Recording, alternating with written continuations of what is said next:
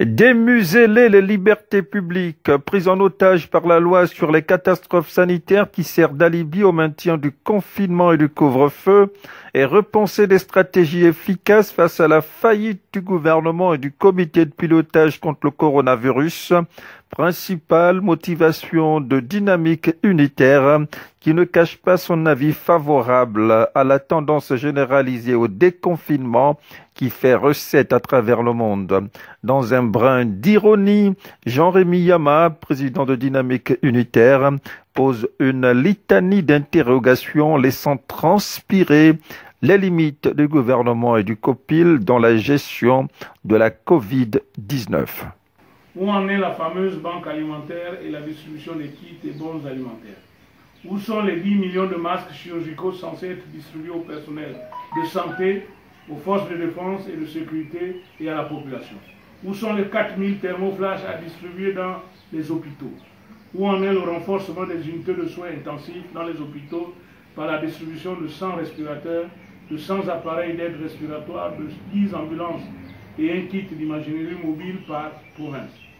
Où sont les financements publics au profit de l'IFAMETRA, l'USTM, l'USS, le CIRV, le CERMEL pour la recherche d'un remède? Où sont situés les 60 centres de dépistage annoncés depuis le 3 avril 2020? À l'heure actuelle, les travailleurs souffrent. Le chômage de masse s'enracine et l'économie s'enfonce à cause de la malgouvernance qui s'accroît dangereusement. La pandémie se propage dans toutes les provinces et le personnel soignant crie à la pénurie des tests, de matériel et de médicaments. À qui profite le crime? L'index de Dynamique Unitaire ne se prive pas de cible. Le plus aberrant est qu'il y a une recrudescence de l'insécurité aux heures du couvre-feu. La hausse de braquage, des dégradations de biens et surtout la hausse des assassinats. Dans un autre registre, comment comprendre les humiliations et les possibles rackets perpétrées illégalement par les forces de sécurité et de défense sur les populations du simple fait d'enfreindre une règle du confinement ou du couvre-feu?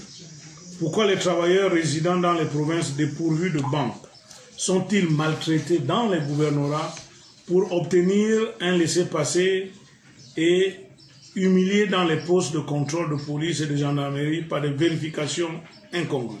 C'est un dispositif militaire au service de ceux qui tapis dans les hautes sphères de décision ont des desseins inavoués au regard de la vacance constatée au sommet de l'État. Dynamique Unitaire est au regret d'annoncer que le COPIL et ses démembrements, singulièrement son comité technique, sont dans la plus grande illégalité qui soit.